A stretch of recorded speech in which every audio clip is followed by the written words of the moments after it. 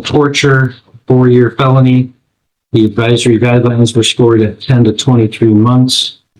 Where it says Detective Bullock asked about the text message. Correct. The third line down, it says he admitted to raking. Yeah. Okay. Yes. Yeah. Typo. But again, you know how I feel about the typos. Well, just pick up the phone ahead of time. Yes. We'll fix that typo. And again, I mean, people are entitled to make those changes. I just think efficiency would call for us to deal with typos ahead of time with the agent. All right, Mr. Kukeski, anything you want to say on behalf of your... Thank you, Your Honor.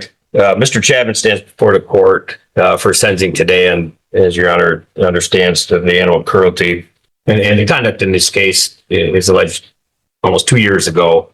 Since that time, Mr. Chapman has been counseling with Thunder Bay. He's also been seeing community mental health as well.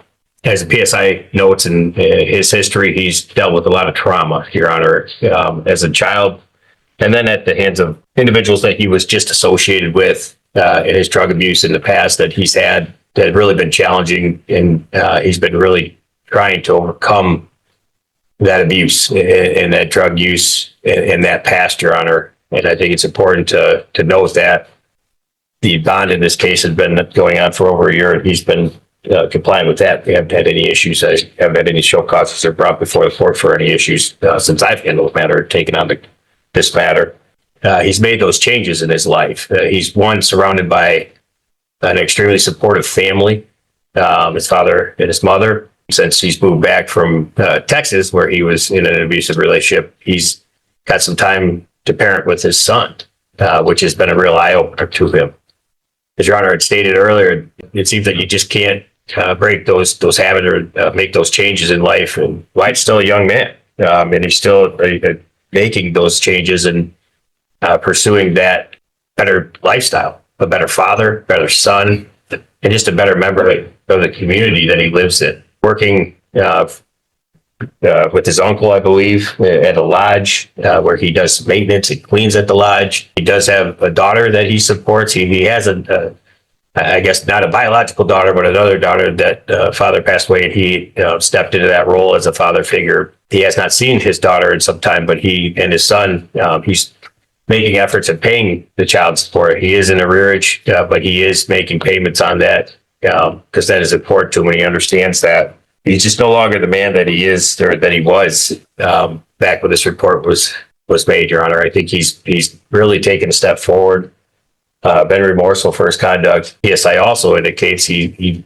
last time he was in prison or incarcerated to prison, he was diagnosed with PTS and several other mental health issues that he's been working through, and a lot of that stems from that past and that abuse that he had suffered. And he's not making any excuses. I'm not making any excuses for him, but I think when we're looking at somebody, and I understand the prosecutor's position, and he has not been successful, and PSI has probably noted this on probation in the past, and that's why they were recommending a straight incarceration sentence.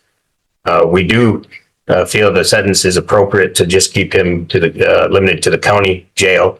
We don't think prison would benefit him in any way, being exposed to the same types of people and garbage that's there. We even asked for probation, Your Honor, as a way of monitoring. I understand that has been given to him in the past, and it has not been successful in the past. But Mr. Chapman would really like the opportunity we'd ask the court to order some probation in this matter. All right, Mr. Chapman, you don't have to make a statement today, but it's allowed. Is there anything you want to say or no? Yes, Go ahead and stand. I apologize if this comes out scrambled. I've been working on a statement for a long time, and I've decided not to send it in because I don't want to sound like I'm trying to point fingers with make somebody else guilty for my actions at all. I stopped all my addictions actively. Gambling, I stopped gambling, methamphetamine. It's a really big problem for me, and it really messed my brain up. And I wasn't in the right mind for a while, a couple of years. And I've come a long way because it's been a long road, obviously. I haven't seen my kids. I hadn't seen my kids I had 3, and I haven't seen them in over a year. And I finally got my son back in my life because I'm sober and doing good. My parents see how good I'm doing. My son's grandma sees, and she's agreed to let me see him. So I got to spend, a couple months with him now. I'm kind of on and off. I'm willing to do anything I have to do to just change at this point. I did go through a lot of physical, mental, psychological, sexual abuse. And it did kind of just lead right up to me being here today. Obviously, I'm the one responsible.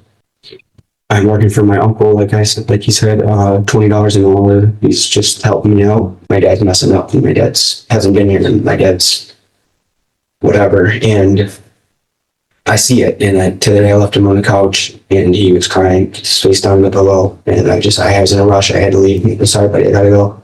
And call me, write me, and it just kills me seeing him like that. And I really hope none of them ever found out about any of this. So. Apologize. I just want you to know that I'm doing better and I'm finally in a good headspace. It's been a long road, and I've rid myself of toxic people. I don't associate with anyone who is in my family.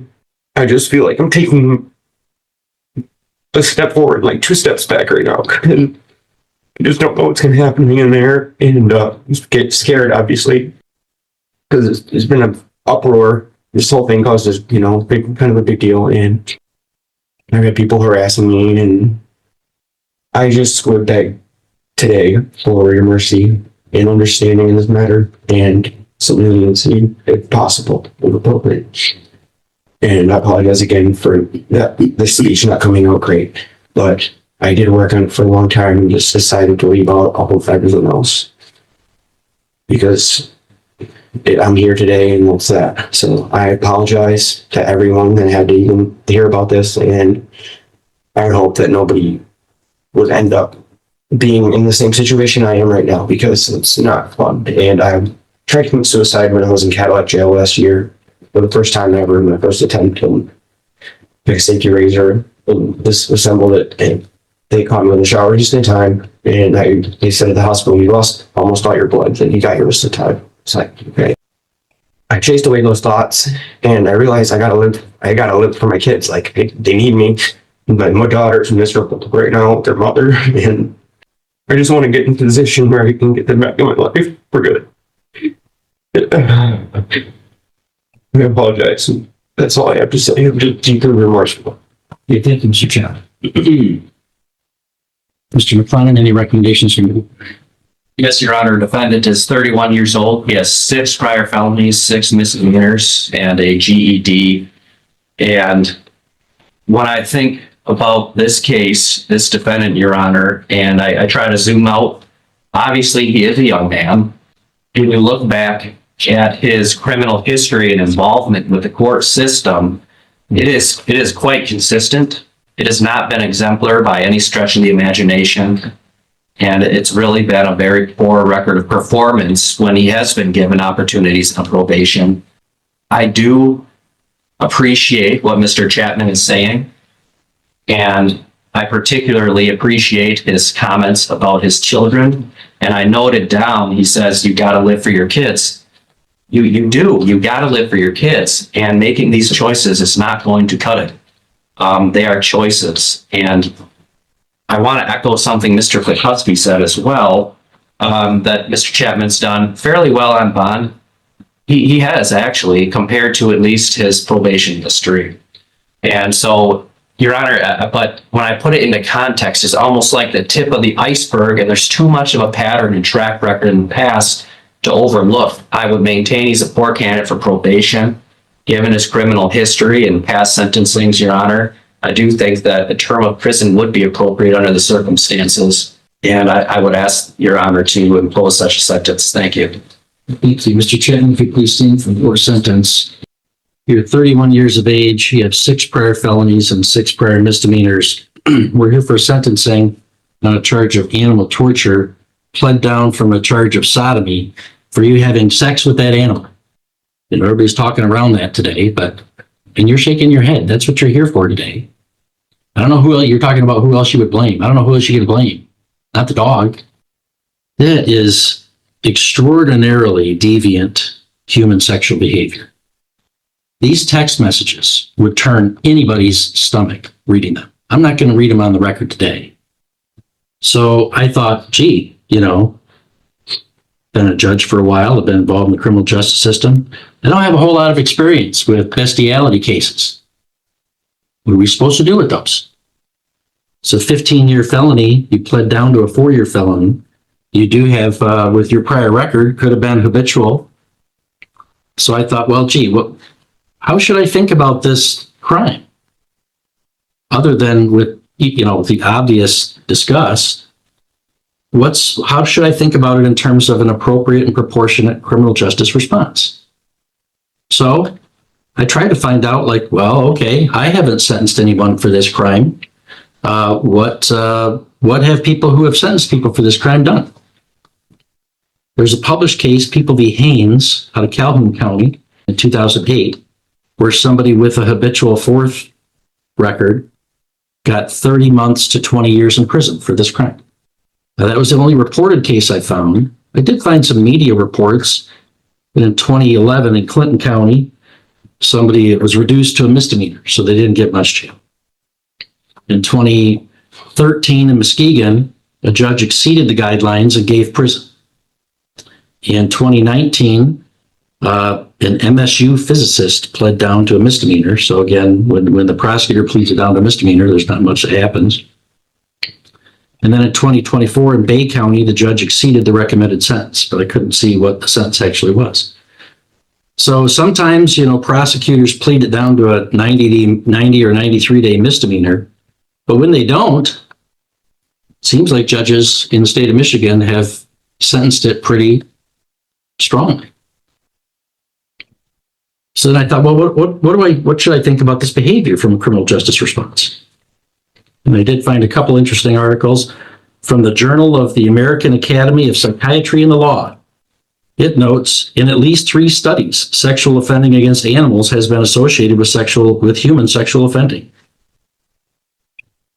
I think which seems consistent with ordinary common sense, that someone who's engaging in just such severely deviant human sexual behavior with animals would be just somebody we'd be really worried about.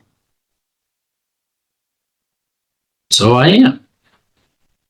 And you come to the court with a straddle cell guidelines, prior court history on supervision, including parole, 6 prior felonies.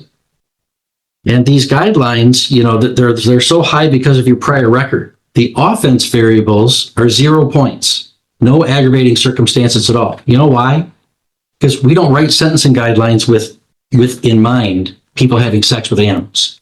When all the smart folks in the state get together and they come up with, what are our sentencing guidelines? They don't build in a variable for what do you do when you have sex with an animal. So those guidelines don't take into account the extremely deviant behavior. They don't take into account the risk of harm that you present to the community as suggested by the scientific or psychiatric literature. They don't take into account that you pled down from a 15-year felony with a habitual. And they don't take into account that you had a previous animal cruelty case that seems to be connected with this deviancy as well. You bought a dog that didn't do what you wanted, so you abandoned it. The maximum sentence that I can give you is 2/3 of the minimum, the so-called Tanner max. And honestly, with your prior record and the concerns that I have about this deviant behavior, that's appropriate, and that's the sentence. So there's crime victims assessment of $130, $68 in state costs, $350 in court costs.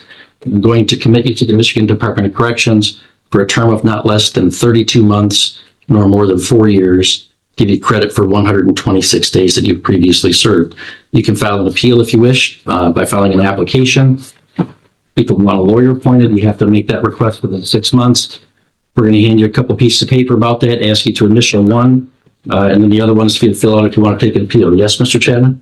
Can I speak one more time? Well, I've announced my sentence, so no. If you have a question, I'll answer it. But your opportunity to allocute was already made, and I've announced the sentence. You can appeal if you wish. If it's okay with them. You okay to continue with Mr. Vogler's stuff right now? We're at 12:20. Can I ask a question, Your Honor? Yes. So, there was a lot of things I didn't include at all, just because. That's fine. That time is passed. That time is passed. You're in custody. Go with the deputies immediately. My question was. Go with them immediately. You're not asking a question. You're telling me other stuff. Go. The question was, why have I never been charged with anything like Go that ahead. before? Go ahead. You can appeal it. All right, Mr. Vogler, I'm sorry, we've gotten so far behind.